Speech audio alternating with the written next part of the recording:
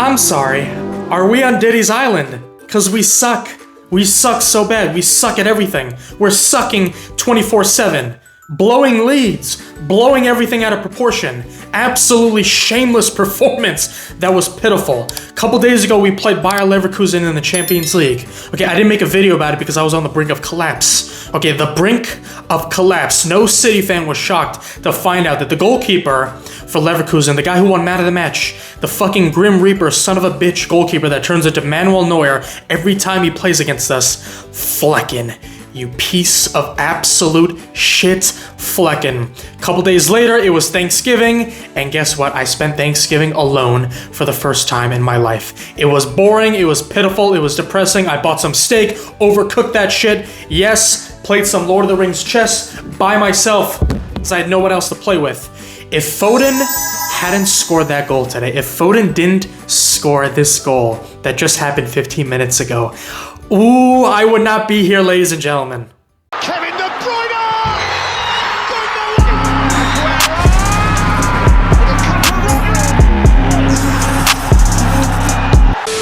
Fucking Calvert-Lewin. Calvert-Lewin. I forgot that he even existed. I thought he died 6 years ago.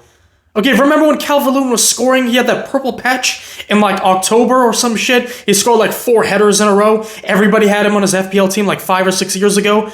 Of course, he comes back and he delivers a good performance. Why is it always Man City? Why am I not surprised? Every player has their greatest ever performance of their career against Man City, okay? Every single time. For any Leeds United fan watching this,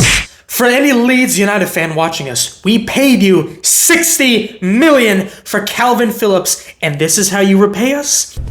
Are you serious to me right now? This is you showing thanks and showing gratitude for 60 million? Bro, we saved your asses.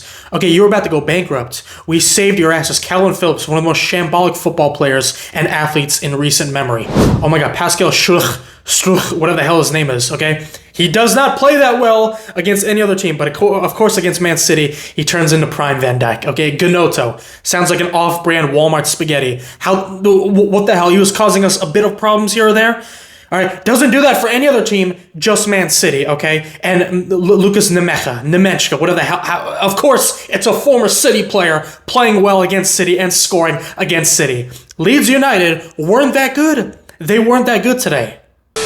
If Tesco Gvardiol had a younger sibling in special needs, it would be me. Absolutely shambolic performance today by Tesco Gvardiol. I'm just kidding. He scored a goal. I thought he was generational. It might as well have been me there for like the last, 30 to 40 minutes, okay, of the game, because he didn't do that well in the second half. Okay, that penalty was so brainless. That was one of the worst time challenges I think I've ever seen. Okay, his reverse passes to Nico O'Reilly, his passes to Jeremy Doku, some great interceptions at Tesco Gvardiol. I'd give him like a 5 or a 6 out of 10. If he hadn't had that penalty, okay, I would give him like a 7 or 8 out of 10. This is what he can do in a game when he's playing at center half. His true position. He's not a left back. Guardiola, for fuck's sake, you bald melon. Stop placing him out wide. Place him in the middle, because Tesco Gvardiol does extremely well when he's in the middle, okay?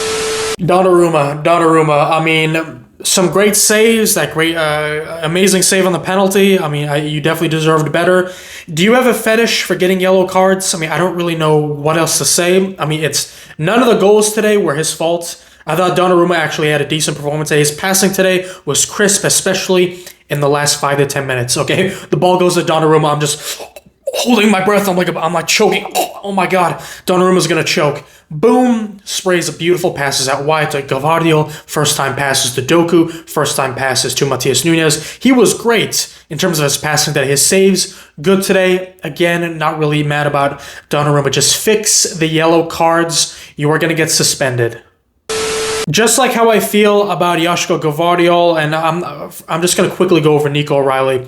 I thought Nico O'Reilly today was good. I didn't think he had a poor performance at all. He just needs to brush up on his timing with his interceptions and his standing tackles. Okay, he was bullying Dan James. Okay, in the first half. Nico O'Reilly, I'd say like a 6 out of 10 in my opinion.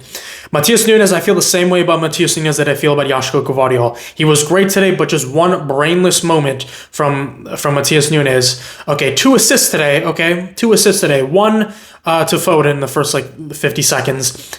And then I forget who scored that goal. I don't know who scored that goal, but he just gave the ball to a Leeds attacker.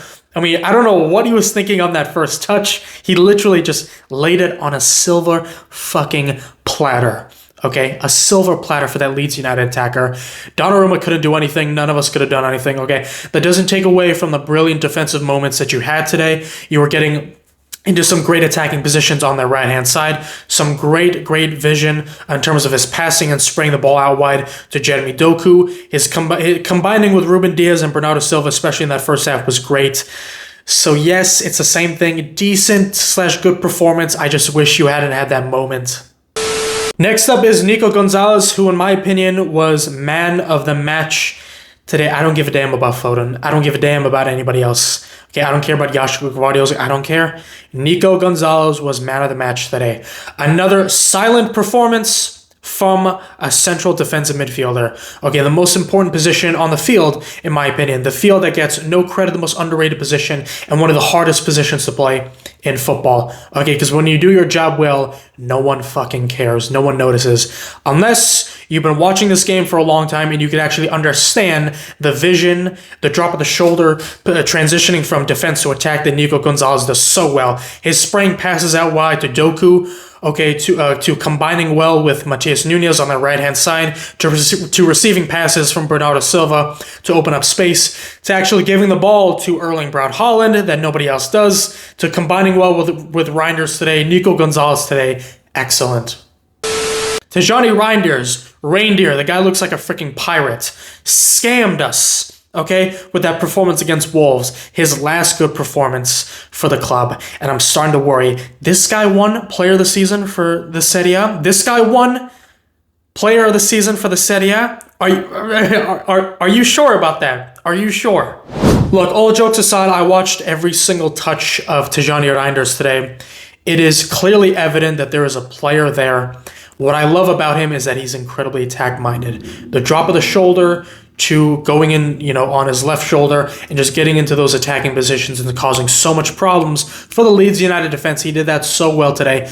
The final action, he just can't execute his plans. He has the plans. You can clearly see he has the vision inside of his head, but he just can't execute it well. He's not finding Erling Haaland as much as he should. He's not combining with Foden as much as he should. His shooting today was good, a lot of blocks here or there, but again, he just needs to execute more and deliver on those final passes. Okay, those scoop passes that he did against Wolves, I need to see those again. His creativity needs to improve, but he's still a fantastic player. He's going to come good.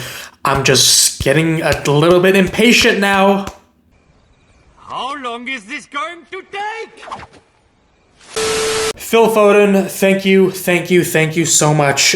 Without the goals, I thought it was a pretty average performance, but again, this is what players that have class can do. When they're not performing at their absolute best, they come in and they spray a couple of goals. They have some goal involvements. They change the game. Beautiful composure on the goal. Ryan Cherky, of course, it is the master creator himself. He has more assists since the start of last season than Bukayo Saka, who is apparently the greatest right winger in football history. So Ryan Cherky comes in, sprays the pass. I was screaming for him to pass the ball to Foden. He does. Great composure by Foden.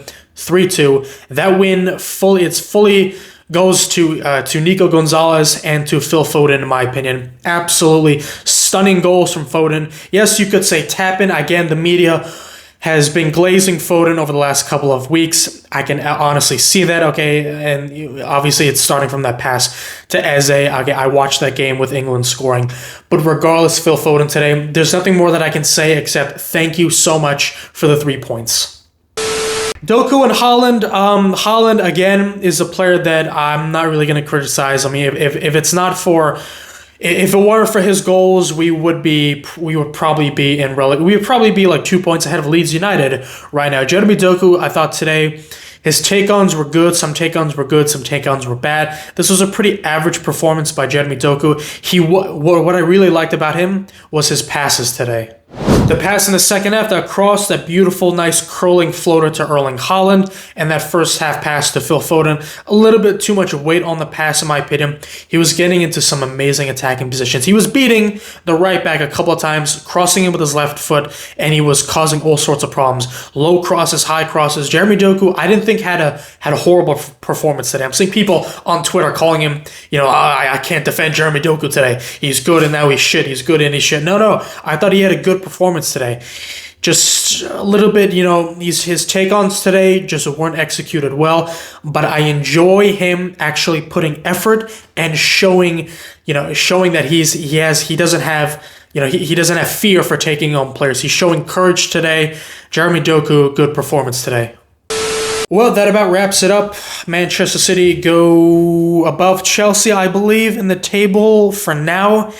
Chelsea versus Arsenal tomorrow. I mean, I don't know who I don't know who I would rather have winning that game. If Chelsea wins, then they go above us, and then we close the gap to Arsenal. If Arsenal wins, then we're still second place. But the gap still goes to a massive, 7 points or 9 points or however much it is. Regardless, it's going to be a fantastic game. I'm definitely going to be tuning into that game. Let me know your thoughts on today's game. I saw Bayern Munich scam to win against St. Pauli. Barcelona 3-1 win against Deportivo Alaves today. I mean, some great games today. I think Juventus is playing right now. Let me know your thoughts on today's game. Who is your man of the match? And where do you think we go from here? Thank you all so much for watching. I will see you all next time.